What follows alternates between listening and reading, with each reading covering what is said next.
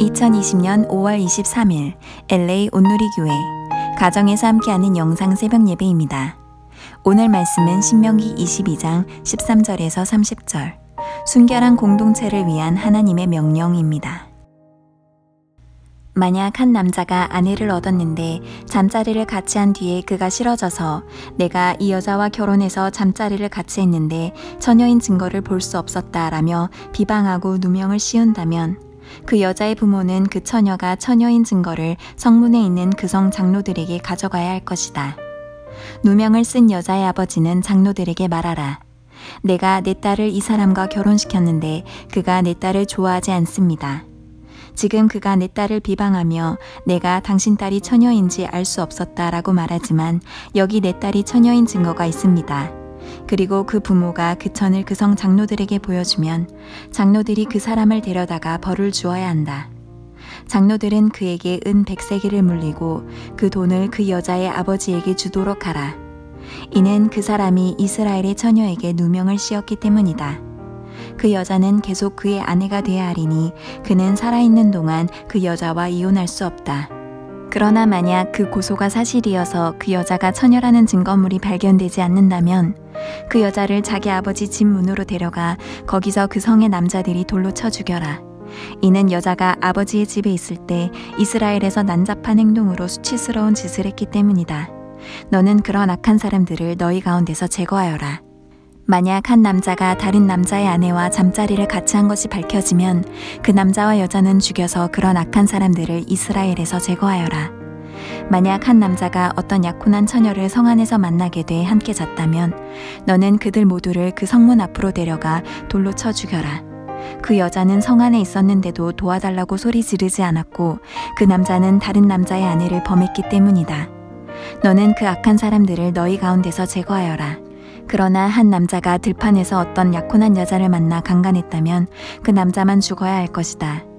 그 여자에게는 아무것도 행하지 마라. 그녀는 죽임당할 죄를 짓지 않았다.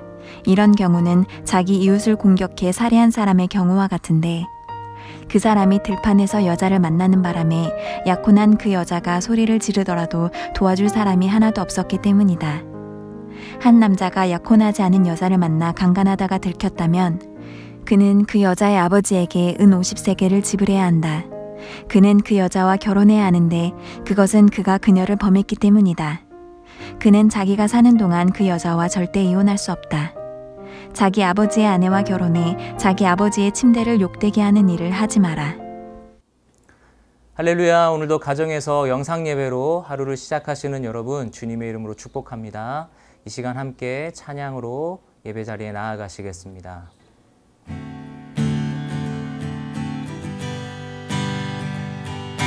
죄에서 자유를 얻게 함을 보혈의 능력 주의 보혈 시험을 이기고 승리하니 참 놀라운 능력이로다.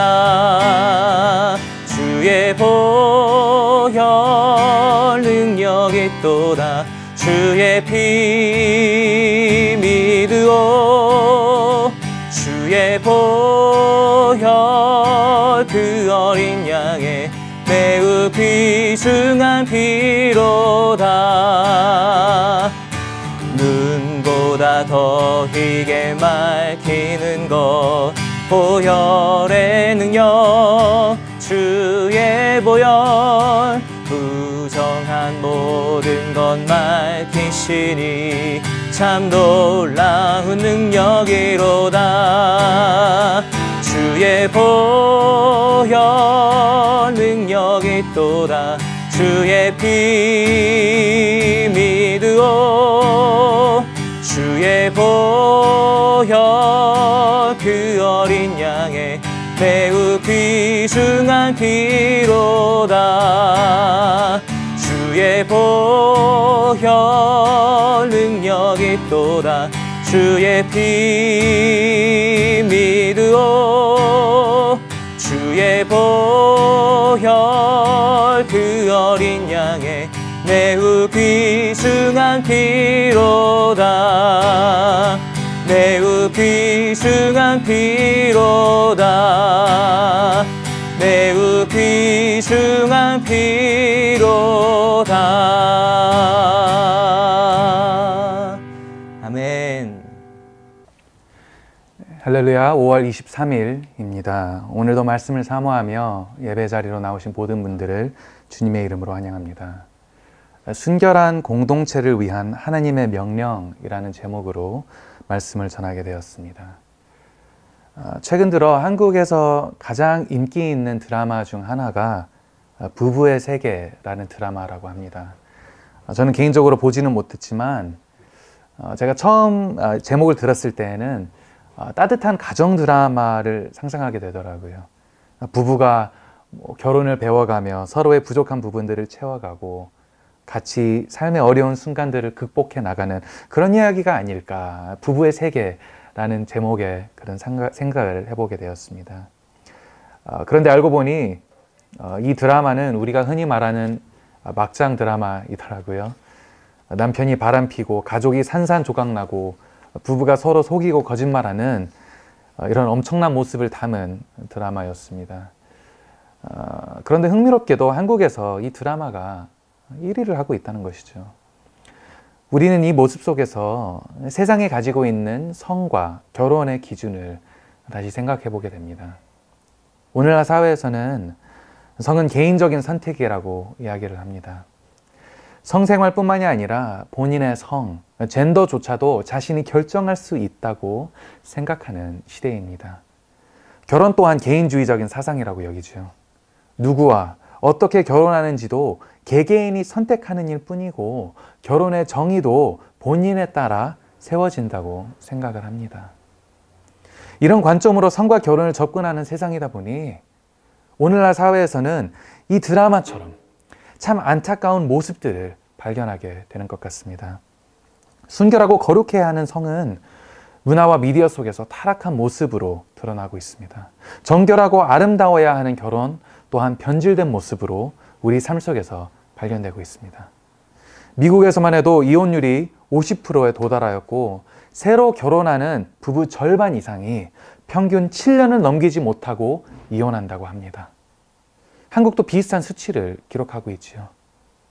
이런 이유 때문인지 작년 2019년도에는 대한민국의 사상 최저 혼인율을 기록했다고 합니다.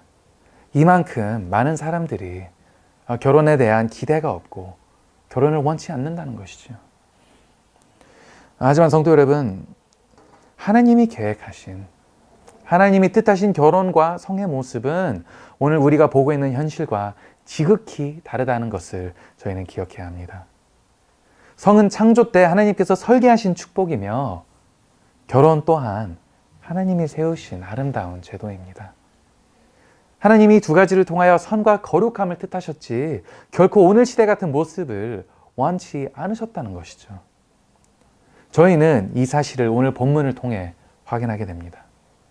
오늘 본문에서는 하나님이 이스라엘에게 결혼에 대한, 성에 대한 율법을 말씀하고 계십니다.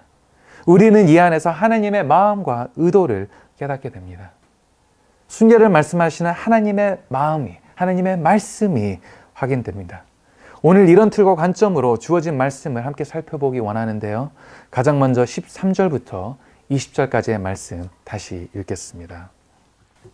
만약 한 남자가 아내를 얻었는데 잠자리를 같이 한 뒤 그가 싫어져서 내가 이 여자와 결혼해서 잠자리를 같이 했는데 처녀인 증거를 볼 수 없었다며 비방하고 누명을 씌운다면 그 여자의 부모가 그 처녀가 처녀인 증거를 성문에 있는 그 성 장로들에게 가져가야 할 것이다.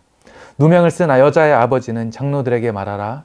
내가 내 딸을 이 사람과 결혼시켰는데 그가 내 딸을 좋아하지 않습니다. 지금 그가 내 딸을 비방하며 내가 당신 딸이 처녀인지 알 수 없었다고 말하지만 여기 내 딸이 처녀인 증거가 있습니다. 그리고 그 부모가 그 성 장로들에게 보여주면 장로들이 그 사람을 데려다가 벌을 주어야 한다. 장로들은 그에게 은 100세겔을 물리고 그 돈을 그 여자의 아버지에게 주도록 하라. 이는 그 사람이 이스라엘의 처녀에게 누명을 씌웠기 때문이다. 그 여자는 계속 그의 아내가 돼야 하리니 그는 살아있는 동안 그 여자와 이혼할 수 없다. 우선 13절, 14절의 내용이 참 당황스럽지요. 여기 적혀 있기를 한 남자가 아내를 얻었는데 잠자리를 같이 한 뒤 그가 싫어져서 내가 이 여자와 결혼해서 잠자리를 같이 했는데 처녀인 증거를 볼 수 없었다며 비방하고 누명을 씌운다며. 한 남자가 아내가 실증이 났다는 이유로 자신의 아내를 비방하고 누명을 씌우는 모습입니다. 너무나도 형편없는 남자의 모습이지요. 여기에서 이 상황을 더 정확하게 알기 위해서는 역사적 배경을 알 필요가 있습니다. 이 당시 고대 근동 문화는 가부장적인 사회였기 때문에 여성은 늘 약자였습니다. 남자가 아내를 여러 명 두고 싶다면 아내와 의견 상관없이 가능했고 이혼도 남자의 위주로 가능했습니다. 그런데 이런 상황 속에서 하나님은 어떻게 말씀하십니까? 우선 15절, 16절에 보시면 이런 경우 정당한 재판이 열리도록 명하십니다. 아내가 불공평한 대우를 받지 않도록 아내의 부친이 변호할 수 있도록 제도를 세우셨습니다. 그리고 만약 이 여성의 처녀성이 증명될 경우 18절에 이렇게 적혀 있습니다. 장로들이 그 사람을 데려가 벌을 주어야 한다. 영어 성경을 번역을 보시면 이렇게 적혀 있습니다. Then the elders of that city shall take the man and whip him. 여기서 말하는 벌은 채찍질이라는 것이죠. 함부로 근거 없이 아내를 비방한 남편은 죄의 대가로 채찍질을 당하게 되어 있었습니다. 그뿐만이 아니라 19절에 적혀 있기를 장로들은 그에게 은 100세겔을 물리고 그 돈을 그 여자의 아버지에게 주도록 하라. 이는 그 사람이 이스라엘 처녀에게 누명을 씌웠기 때문이다. 그 여자는 계속 그의 아내가 되어야 하리니 그는 살아있는 동안 그 여자와 이혼할 수 없다. 아내를 비방한 남편은 채찍질과 함께 은 100세겔의 벌금도 물게 되어 있었고 법적으로 이제는 아내와 이혼을 못하도록 규정되어 있습니다. 성도 여러분, 이런 제도와 율법이 세워진 이유가 무엇이겠습니까? 하나님이 왜 이런 법을 만드셨겠습니까? 그 이유는 간단합니다. 남자가 자기 멋대로 아내와 이혼할 수 없도록, 무책임하게 부부의 연을 끊을 수 없도록 이런 율법이 세워졌다는 것이죠. 다른 표현으로는 거룩하고 헌신적인 모습으로 결혼이 세워지도록, 부부가 책임 있는 모습으로 결혼의 서약을 지키도록 성경은 지금 유도하고 있다는 것입니다. 이 같은 관점과 원칙으로 나머지 본문을 해석할 수 있습니다. 말씀에서 이어 말하기를 만약 아내가 실제로 문란한 생활을 해왔다면, 즉 외도, 간음죄를 지었다면 그 아내와 내연남은 처형하라고 하나님은 명하십니다. 이어 만약 어떤 남자가 어느 약혼한 여자를 강간할 경우 그 남자를 처형하라고 하십니다. 만약 그 여자가 도움을 청하지 않았다면, 즉 외도에 동의를 했을 경우 둘 다 처형해야 된다고, 둘 다 죽어야 된다고 하나님이 말씀하십니다. 이 모든 말씀의 틀은 다 한 가지의 목적을 두고 있다는 것이죠. 경건하고 거룩하고 순결한 결혼과 성. 이스라엘이 세상과 달리 하나님의 방식으로 결혼과 성을 지키도록 하나님은 명하고 계시다는 것입니다. 성도 여러분, 오늘 본문의 중점을 말씀드리자면 이것 하나입니다. 우리는 오늘 하나님의 백성으로서, 그분의 거룩한 부르심을 받은 교회로서 우리에게는 순결과 거룩함을 지킬 의무가 있다는 것이죠. 특히 우리의 결혼과 성에 있어 우리는 구분된 삶을 살아야 합니다. 세상과 타협 없이 오로지 하나님의 방법으로 우리는 살아야 합니다. 우리는 이런 삶을 살아가고 있는지요? 좋은 크리스천이란 교회에서 예배 잘하고 봉사 잘하는 것으로 끝나지 않습니다. 교회에서뿐만이 아니라 우리의 삶의 모든 영역에서 하나님이 원하시는 모습으로 살아가는 사람이 좋은 크리스천입니다. 우리의 가정에서, 우리의 결혼 생활에서, 우리가 성을 대하는 마음과 태도에서 하나님의 방식을 추구할 때, 그때서야 우리는 신실한 기독교인이 된다는 것이죠. 우리가 이렇게 살아갈 때 하나님은 영광을 받으시고 우리는 세상의 빛이 되어 살아갈 수 있는 것입니다. 성도 여러분, 이 모습은 바로 오늘 우리가 이 순간 추구해야 하는 모습입니다. 특히 우리 코로나 바이러스 사태로 인해 가족과 함께 할 수 있는 시간이 많아졌지요. 우리는 이 시간을 어떻게 보내고 있습니까? 누군가가 이런 이야기를 하더라고요. 코로나 사태가 끝날 때쯤 가장 돈 많이 벌 직업은 두 가지다. 미용사와 이혼 변호사다. 우스갯소리로 나온 이야기이지만 얼마나 서글픈 생각입니까? 사랑하는 성도 여러분, 복을 아는 우리에게는 다른 결과가 나타나기를 기도합니다. 이 시간을 통해 부부의 연이 더더욱 친밀해지고 과거의 아픔마저 치유되고 회복되는 가정이 더더욱 탄탄해지는 그런 모습들이 우리 속에서 발견되기를 소망합니다. 하지만 성도 여러분, 이런 일들은 자동으로 이루어지지 않습니다. 우리가 순결과 거룩함, 오로지 하나님의 방식으로 결혼과 성과 가정을 추구할 때 이런 일들이 열매를 맺고 이루어진다는 것이죠. 오늘 말씀을 마무리하고자 합니다. 하나님은 우리로부터 순결과 거룩함을 요구하십니다. 그렇다면 내 삶에 있어 내가 순결하지 못한 부분은 어디입니까? 나에게 변화가 필요한 삶의 영역은 무엇입니까? 과연 나는 내 배우자에게 하나님이 기뻐하실 수 있는 모습과 마음으로 대하고 있습니까? 오늘도 말씀을 묵상하며 이런 질문들 앞에 솔직히 답하고 솔직히 회개하고 기도할 수 있는 저희가 되길 소망합니다. 그리고 주님의 도우심을 추구하며 진정 순결과 거룩함을 추구하는, 그래야 하나님의 큰 기쁨이 되는 저와 여러분들이 되시기를 예수님의 이름으로 축복하고 기도합니다. 우리 같이 함께 기도하겠습니다. 거룩하신 하나님, 주님의 뜻대로 살기 원합니다. 주님이 보여주시는 그 길이 선한 길이요 생명의 길임을 이 시간 깨닫습니다. 하나님의 방식대로 결혼과 가정과 성을 다루기 원하오니 저희를 도와주시옵소서. 변화가 필요한 곳에 회개가 임하게 하여 주시고 치유가 필요한 곳을 주님 어루만져 주시옵소서. 십자가의 사랑으로 가정들이 세워질 수 있도록 주님 이끌어 주시옵소서.